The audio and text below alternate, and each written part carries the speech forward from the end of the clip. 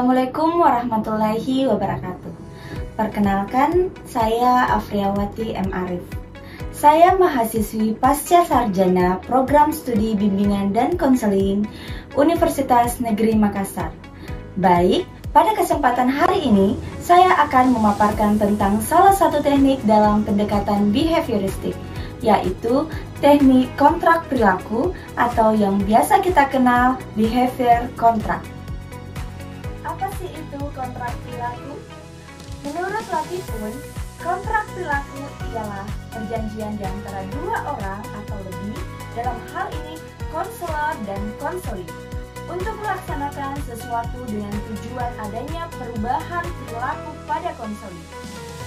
Selanjutnya, menurut Fauzan, kontrak perilaku ialah kesepahaman yang dilakukan oleh dua orang atau lebih untuk melakukan suatu perilaku tertentu melalui teknik yang diterima. Maka dapat disimpulkan bahwa behavior contract atau kontrak perilaku adalah persetujuan antara dua orang atau lebih di mana ada konselor dan konseli untuk mengubah perilaku tertentu pada konseli, di mana perubahan perilaku dapat diberikan imbalan atau reward untuk menimbulkan penguatan atau reinforcement dan pengulangan. Behavior contract juga dapat digunakan untuk mengajarkan perilaku baru untuk mengurangi perilaku yang tidak diinginkan atau meningkatkan perilaku yang diharapkan. Adapun tujuan utama kontrak perilaku adalah untuk mendorong perubahan perilaku positif melalui kesepakatan yang jelas antara individu dan pihak lain. Adapun beberapa tujuan spesifik dari kontrak perilaku yaitu pertama, meningkatkan perilaku yang diinginkan. Kedua, mengurangi perilaku yang tidak diinginkan. Ketiga, memberikan struktur dan kejelasan. Yang keempat, membangun rasa tanggung jawab. Yang kelima, meningkatkan motivasi. Yang keenam, mengembangkan keterampilan pengendalian diri. Yang ketujuh, memperkuat hubungan. Secara keseluruhan, kontrak perilaku bertujuan untuk membantu individu mencapai perubahan perilaku yang lebih baik dan memfasilitasi program pembelajaran melalui penguatan positif dan konsekuensi yang jelas. Adapun langkah-langkah pelayanan konseling adalah ada 8 tahap. Yang pertama adalah tahap persiapan, di mana kita menyiapkan bagaimana kesiapan layanan bimbingan dan konseling itu sendiri terkait dengan tempat dan kesiapan dari konseling kita. Yang kedua adalah rapor, bagaimana kita sebagai konselor menjalin hubungan yang baik dengan konseling kita.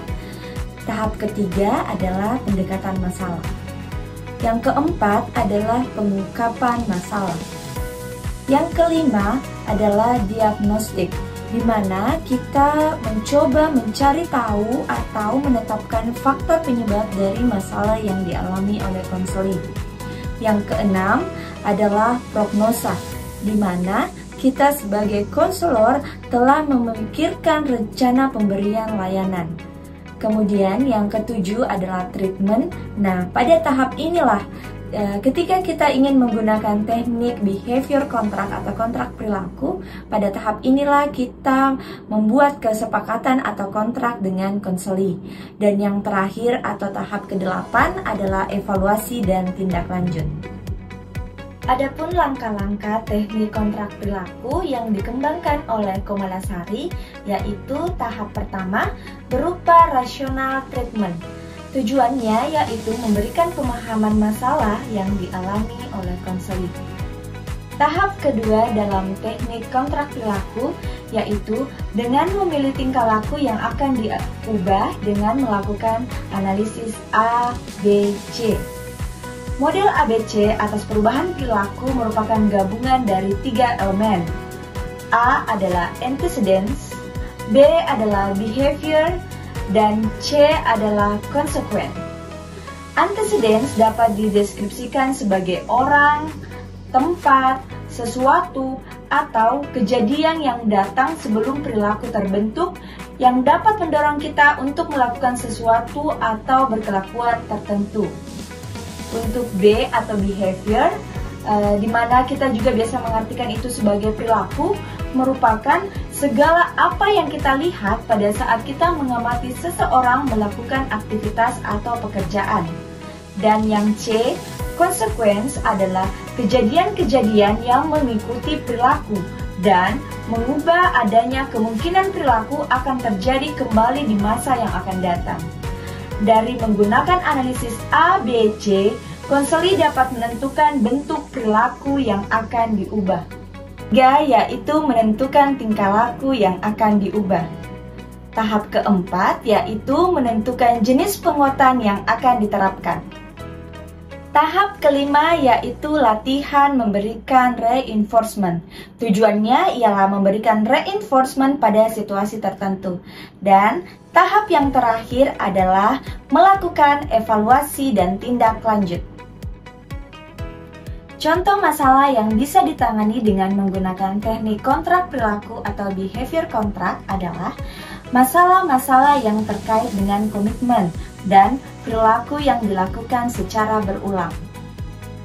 Contohnya masalah kedisiplinan di sekolah, seperti seorang siswa yang sering terlambat masuk ke kelas, tidak menyelesaikan tugas, atau berbicara kasar kepada guru, di mana kontrak perilaku ini membantu siswa untuk datang tepat waktu ke sekolah dan menyelesaikan tugas dengan tepat waktu.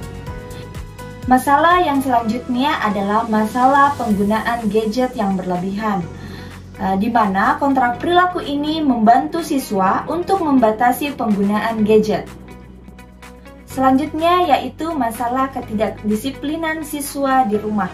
Ini juga kita bisa menggunakan kontrak perilaku untuk mendisiplinkan siswa di rumah. Selanjutnya yaitu masalah kebiasaan makan yang tidak sehat. Melalui kontrak perilaku ini, orang tersebut setuju untuk mengurangi, contohnya mengkonsumsi makanan siap saji. Selain daripada itu, ada juga loh masalah seperti agresivitas atau perilaku bermusuhan. Peserta didik setuju untuk mencoba teknik atau menghindari pertengkaran dengan saudara atau teman di sekolah. Selanjutnya adalah masalah kebiasaan menunda-nunda atau prokrastinasi akademik, di mana kontrak perilaku ini orang tersebut setuju untuk menyelesaikan bagian kecil dari tugas setiap hari selama 1 jam, dan jika berhasil selama seminggu, dia bisa menikmati waktu bebas lebih banyak di akhir pekan. Itulah tadi beberapa contoh masalah yang sering terjadi pada peserta didik, di mana teknik kontrak perilaku ini dapat digunakan untuk mengatasi beberapa masalah yang telah saya paparkan. Karena teknik ini efektif, karena membuat individu bertanggung jawab terhadap perilaku yang diharapkan dan konsekuensinya, serta memberikan penghargaan atau hukuman yang terukur sesuai kesepakatan. Demikianlah pemaparan materi tentang teknik kontrak perilaku. Semoga ini bisa bermanfaat dan bisa diaplikasikan dalam layanan bimbingan dan konseling. Sampai jumpa dan wassalamualaikum warahmatullahi wabarakatuh.